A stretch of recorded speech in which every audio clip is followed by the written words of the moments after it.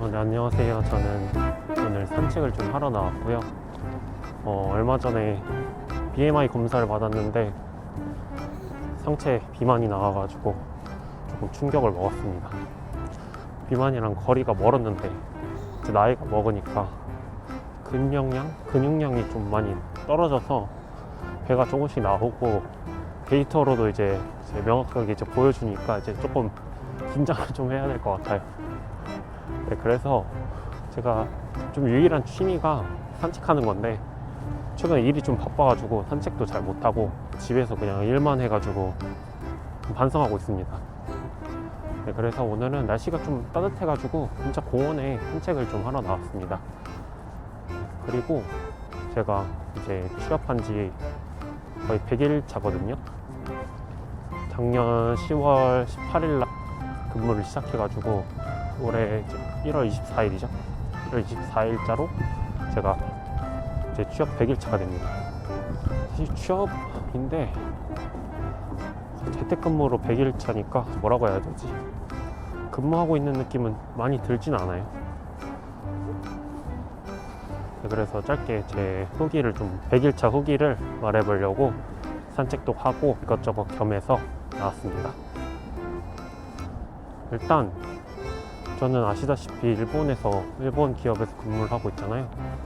그러면 왜 일본 기업에서 근무를 하게 됐냐가 궁금하실 수도 있는데 막 엄청난 이유가 있는 건 아니고 그냥 당시에 제 상황이 국내 취업하기가 조금 어려운 상황이었어요. 제가 가진 여건이 조금 국내에서 좀 도전하기 좀 어려운 상황이라고 해야 될까나. 그래가지고 일본 취업 준비하게 됐고, 뭐 딱히 제가 뭐 일본어를 잘해서 그런 건 아니고 취업을 그냥 준비해야지 한과 동시에 히라가나부터 공부를 시작했어요. 전부터 쭉 일본어 공부를 뭐 했었다던가 뭐 그런 건 전혀 없고, 고등학교 2학년 때 선택 과목으로 일본어 배운 게 끝이라서 사실 그때 히라가나를 외웠긴 했는데 막상 시작하니까 다 까먹었더라고요. 네, 그래서 진짜 완전 밑바닥부터 시작했습니다. 무지한 상태에서 취업 준비를 했다고 보시면 될 것 같아요. 네, 그리고 그렇게 해서 이제 JLPT 준비를 해야죠. 그래도 취업 내 언어 자격증이 좀 있어야 유리하다는 그때는 그런 인식이 있어가지고 그냥 학원을 다녀가지고 한 5개월 정도 다녔나? 5개월 만에 JLPT N2를 취득했습니다. 네, 그래서 N2를 취득을 하고 이제 막상 취업 준비를 하려고 보니까 코로나가 딱 그 시기에 터졌어요. 1월 달에. 근데 12월 달에 제가 자격증 결과를 듣고 겨울에 이제 박람회가 시작을 해서 딱 그때 취업 원서를 내기 시작했는데 코로나가 이제 터진 거예요. 그래가지고 네, 그때 엄청나게 많은 기업들이 내정 취소를 하거나 아니면 채용 취소를 시작했습니다.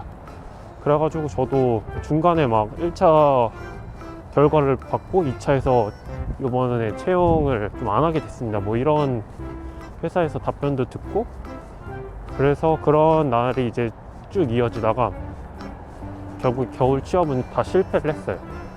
그리고 이제 여름에 있는 또 내년, 그러니까 2020년이죠. 코로나가 시작한 게 2019년인데 사실은 2020년이니까 2020년 여름 채용 박람회에 또 이제 원서를 냈습니다. 그래서 몇 군데 합격을 했는데 그 중에 하나를 골라가지고 내정을 기다렸는데 중간에 내정 취소를 받았어요. 네, 그래가지고 1년을 거의 날리게 됐습니다.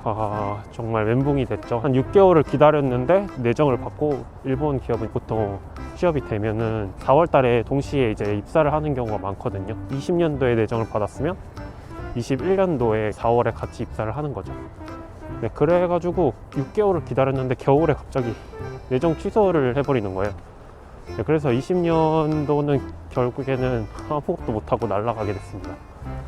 네, 물론 제가 일을 하고 굶을 순 없으니까 중간중간에 계속 단기 일을 하고 공공 근무도 좀 하고, 네, 그때 당시에 뭐 방역 이런 게 일거리가 좀 많아가지고 네, 그런 거 하면서 지내고 있었는데 내정 취소가 돼버리니까 그때 진짜 멘탈이 엄청 나갔습니다. 이제 일본 쪽 못하겠다, 국내로 이제 눈을 돌려야겠다고 생각을 하고 제가 국비 지원을 시작했는데 작년쯤에 이제 부트캠프 같은 게 엄청 유행했어요. 뭐 네이버, 뭐 멋쟁이 사자들, 부트캠프가 우후죽순 생기기 시작했어요. 그 중에서 제가 하나를 골라가지고 데이터 사이언스 과정을 들었습니다. 데이터 사이언스 그 부트캠프 과정을 듣다가 그래도 뭔가 준비한 게 너무 아까운 거예요. 한 1년 넘게 준비했는데 그게 취소가 돼버리니까.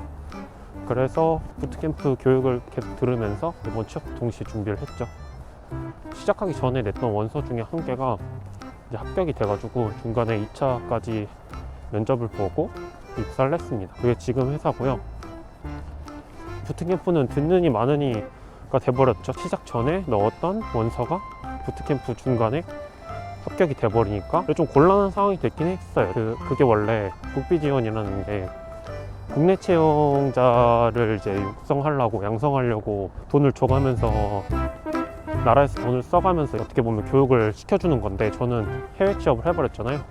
이제 원래 합격을 하면 중도 탈락이긴 하지만 교육받을 수 있는 기간이 좀 짧게 다시 들을 수 있는데, 저는 그냥 중도 탈락으로 처리가 돼서 캠프 중간에 이제 내정을 받고 이제 다시 기다리는 상황이 됐습니다. 그래서 원래는 상황이 좋아지면은 일본에 가서 근무를 하는 거였는데, 코로나 상황이 계속 안 좋아지고 일본에서 입국 금지를 계속 하는 바람에 결국에는 재택근무로 이제 일을 시작하게 됐습니다. 최근에 몇 년 동안 일본 취업 준비를 하신 분들은 다 저랑 비슷한 과정을 다 겪으셨을 거예요. 다 입국 금지 때문에 가지도 못하고, 저는 뭐 상황이 조금 나와서 재택근무로 일을 할 수 있는 직종이어서 일을 하는 건데, 그렇지 못한 직종에 계신 분들은 뭐 2년째 못 들어가시는 분들도 계시고, 참 마음이 어떨지 저는 참 공감이 많이 가고 그렇습니다. 그래서 100일차 지금의 감상을 좀 하자면 일단 이게 제가 원하던 그런 게 맞는지 잘 모르겠어요. 업무에 녹아들기가 너무 힘든 것 같아요. 일단 저는 일본에 뭐 연고가 있는 것도 아니고, 일본 문화에 대해서 뭐 그렇게 관심 있는 것도 아니고, 무슨 일본어를 그렇게 잘해가지고 말하는 게 꺼리는 게 없다, 그런 것도 아니거든요. 저는 하나 이제 제 말을 할 때마다 번역기를 켜서 이게 맞는지 확인을 하고, 뭔가 그런 신뢰가 되는지 안 되는지 또 판단을 하고 보내는 데까지 시간이 엄청 오래 걸려요. 근데 그렇게 계속 그런 과정을 거치다 보니까 어떤 분이 비유한 게 있는데, 일본 취업은 메리트는 없는데 뭔가 인생을 하드모드로 즐기고 싶은 사람이 가는 곳이라 그랬거든요. 근데 제가 그 말이 이제 와닿았습니다. 그래서 하드모드로 지금 인생을 플레이하고 있습니다. 제 월급 명세서를 좀 보면은 좀 참담하거든요. 그래서 제가 결정한 상황이니까 뭐 그거에 대해서는 막 그렇게 큰 불만은 없는데, 좀 하는 일에 비해서 급여가 진짜 확실히 적다는 게 와닿습니다. 그렇게 막 업무에 뭐 불만이 있거나 그런 건 아닌데, 역시 급여가 답이 없습니다. 저는 대기업에 취업한 게 아니고 조그마한 소기업에 취업을 했거든요.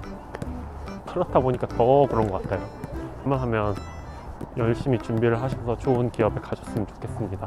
저처럼 작은 기업에 가시면 개고생을 하실 수도 있어요.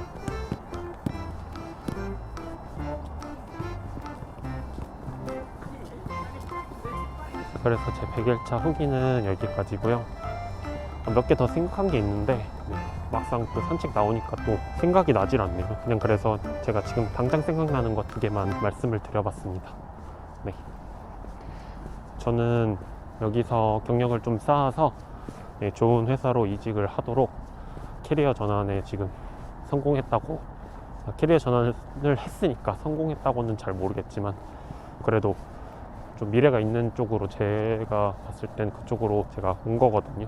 그래서 열심히 일해서 좀 좋은 기업에서 일을 할 수 있도록 몸값을 좀 올리고 그러도록 열심히 또 해보겠습니다.